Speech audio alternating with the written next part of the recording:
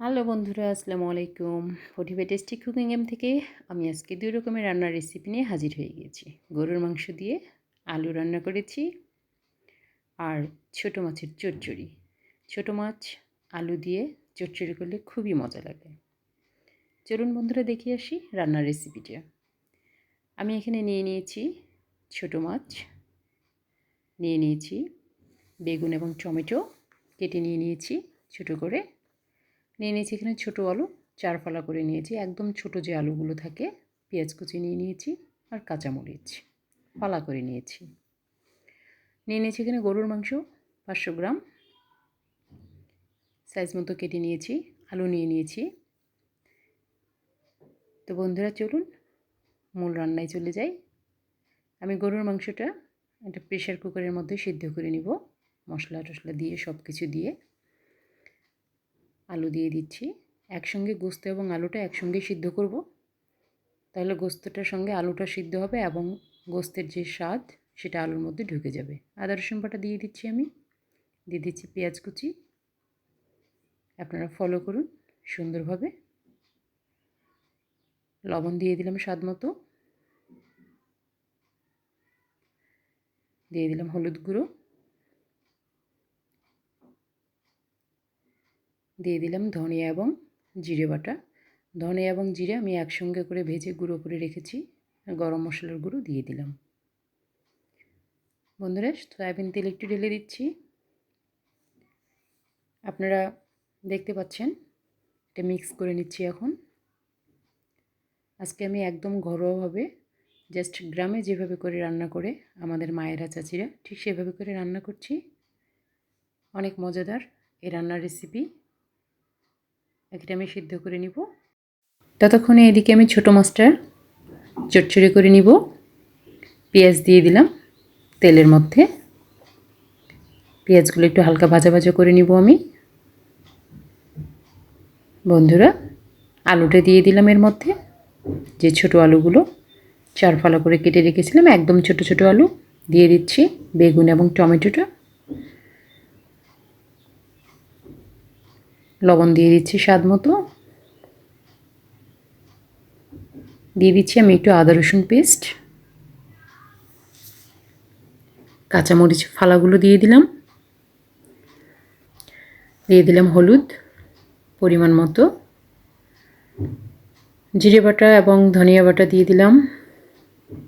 এখন আমি এটা ভালোভাবে নাড়ে চেড়ে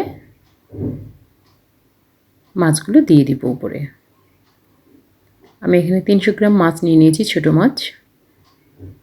ছোটো মাছের চটচড়িটা আসলে খেতে খুবই ভালো লাগে, ভীষণ ভালো লাগে, টেস্টও হয়। আপনি যেমনইভাবে রান্না করেন না কেন তেমনইভাবে টেস্ট হয়।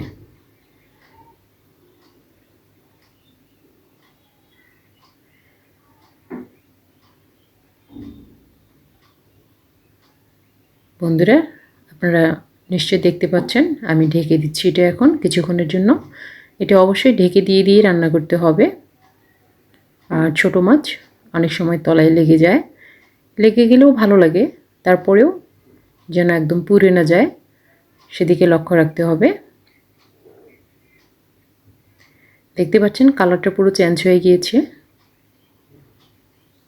ছোটো মাছের চচ্চড়ির সঙ্গে যদি থাকে মসুরির ডাল, এগুলো দিয়ে ভাত খেতে ভীষণ ভালো লাগে।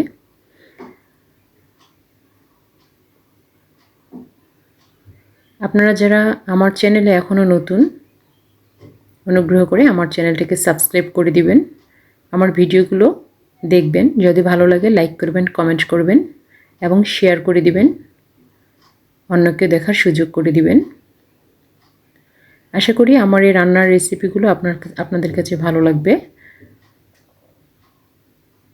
আপনারাও বাসায় ট্রাই করবেন। আমার ছোটো মাছের চচ্চড়িটা হয়ে গিয়েছে, আমি আপনাদেরকে এটা দেখাচ্ছি যে আসলে কতটুকু কীরকম হয়েছে।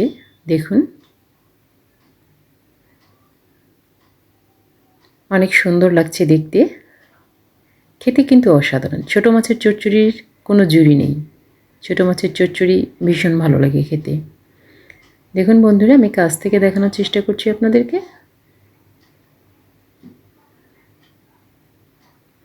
এখন আমি গরুর মাংসটা কষে নেব। তেল দিয়ে দিলাম, পেঁয়াজ কুচি দিয়ে দিলাম। আমি এখন আর তেমন কোনো মশলা ব্যবহার করব না, কেননা গরুর মাংসের মধ্যে আমি মশলা অলরেডি দিয়ে দিয়েছি।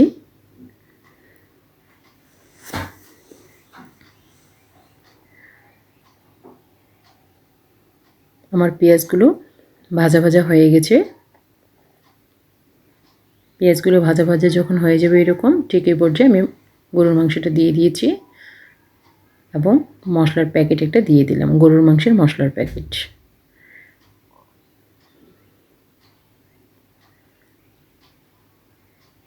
আলুগুলো আমি আসলে একদম 2 ফালা করে দিয়েছি, বড় আলু 2 ফালা করে দিয়েছি। গরুর মাংসের সঙ্গে সিদ্ধ করলে ঠিক এরকম করেই দিতে হবে। উপরে আমি এখন কাঁচামরিচ দিয়ে দিলাম 2 ফালা করে, মিডিলে ভেঙে দিয়েছি কাঁচামরিচগুলো, এতে একটা ফ্লেভার অ্যাড হয় এবং ভালো লাগে। দেখুন বন্ধুরা, আমার গরুর মাংসের রান্নাটা কেমন হয়েছে, আলু দিয়ে গরুর মাংস রান্না। এটা ভালো লাগে খেতে।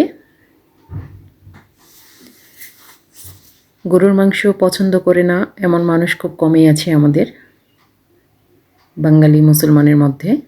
তো হয়ে গেল বন্ধুরা গরুর মাংস আলু দিয়ে রান্না এবং ছোটো মাছের চচ্চড়ি।